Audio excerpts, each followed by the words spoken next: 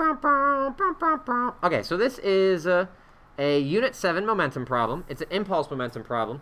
And in this problem, number 3.8, we are going to imagine that we are a NASA engineer. So we did it. We made it through this physics class. We made it through a whole bunch more. And we became an engineer for NASA. We're doing like really innovative things. And we are asked to design an airbag to protect the Mars Pathfinder from its impact with the Martian plane whenever it lands. Now, this is actually something that NASA did develop for the Pathfinder robot. Basically, whenever the robot or the rover comes down from the Martian atmosphere, it deploys like a big bubble around it. That's like a giant airbag, and it just kind of bounces a little bit on the ground before it comes to a rest, and it prevents the rover from just smashing into a billion pieces. So we've designed that system now, and our system, this airbag kind of cushion system, it can allow for an average force of 53,000 newtons. So the maximum force we can allow here is 53,000 newtons. And if we exceed that amount of force onto the spacecraft, the rover system, it'll be damaged. We won't be able to fix it. We can't get our data back. So that's the max that we can have there. Okay.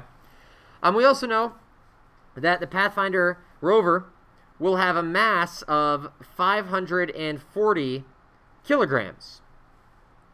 And we know that when it's descending from orbit into the Martian atmosphere, right before impact, it will have a velocity of 24 meters per second. And after the impact and whatnot, we know that the final velocity of this rover is going to be at rest. And even though this says at rest here, it's up to us as physicists to recognize that if something is at rest, it is not moving. So that's 0 meters per second. And what we're just asked here in this problem is, what is the minimum amount of time that this impact could be such that we won't exceed the maximum force here and everything will work out appropriately, our rover won't be damaged, and everything will be happy in the world of NASA. Okay? So one of the first things that we always want to do is to draw a picture. Grandpappy Botzer told us this many, many moons ago. Draw a picture. And if we draw a picture here, like here's Mars, and like here's our little orbiter, right? So it's coming down with some velocity, and then whenever it strikes the ground, we know that the final velocity down here, this is 0, and then we know this is 24, right? So we got our initial velocity, our final velocity, and we even know an equation we want for this. We know a nice impulse equation here for impulse momentum is that a force multiplied by a time will equal a mass multiplied by a delta v, a change in velocity, which is a final velocity minus an initial velocity. That's what we want here. Now, if we go ahead and we just start putting numbers in here, let's see what happens, right? We've got numbers on the side. We've got a kind of picture. Let's just see what happens. So if we just start throwing in numbers, we know F is 53,000 newtons. Time is what we're looking for, so we'll leave it as T. This will equal 540. Our final velocity is 0. So 0 minus something, the initial velocity of 24. That's just going to be like minus 24, right? Because 0 minus 24 is negative 24. And then if we wanted to solve for time, we would just divide by the 53,000 on each side.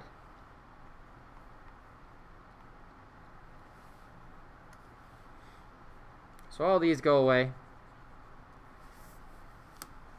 And we have 540 times negative 24 divided by 53,000. Except, something's really weird about this. If we multiply these together and then divide, don't we get a negative number in the end? Positive times a negative is a negative. Negative divided by a positive is still a negative. Time can't be a negative. So either we mess something up, physics is broken, or we're missing a negative somewhere. which would kind of go back to we're messing something up, right? So let's see. Thoughts on this? What can we do here? We're probably missing a negative. And if we go back to our picture, we really never declared what direction was positive and what direction was negative here. So I guess by our diagram, what we've kind of implicitly stated is that going in towards the planet must be positive because we called this 24 a positive number, right?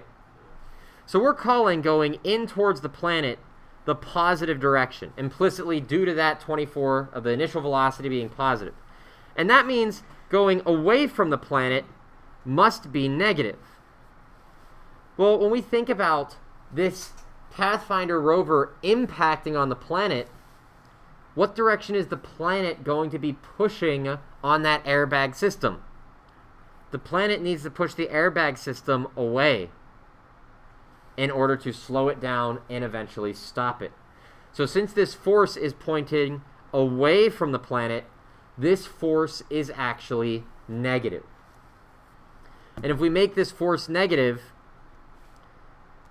the whole issue goes away. These negatives divide out, which is nice, and we find that our time is the same number, but just positive, which is what we wanted because we can't break time, people. So that's a very small, subtle thing that happened in this problem. We recognize that we had a negative time. We can't have that.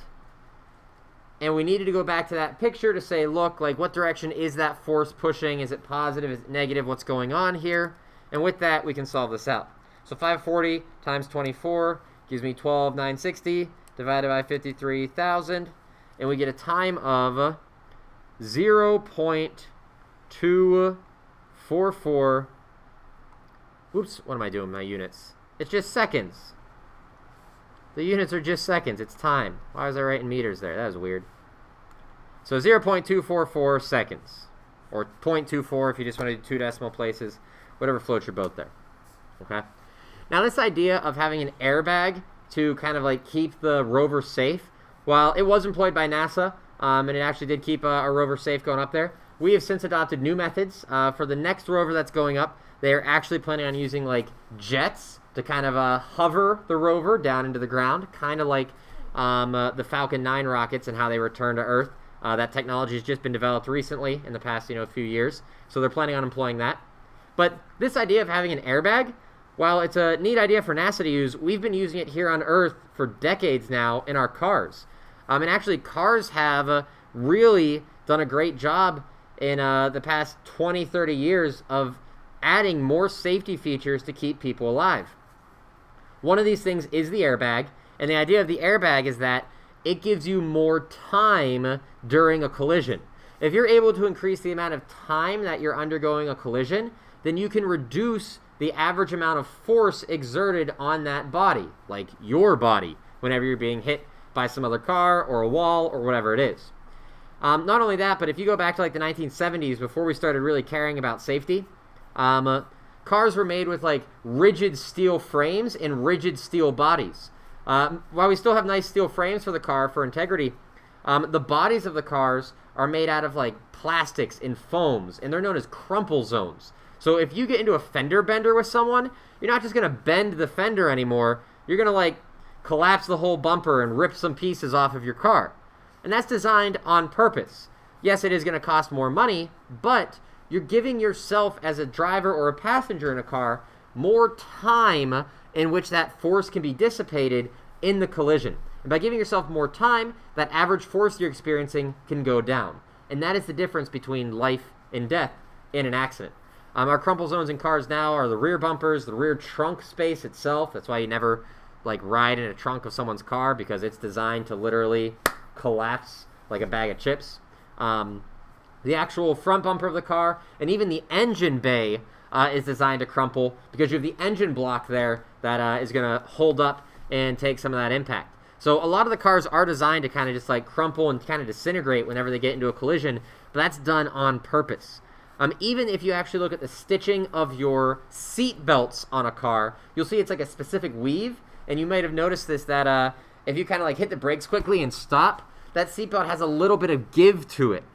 It has a little bit of give to give you a little bit more time during a collision. It's actually recommended that if you do get into a crash, you replace your seatbelts because they've lost that ability to give any bit of distance there or give you more time.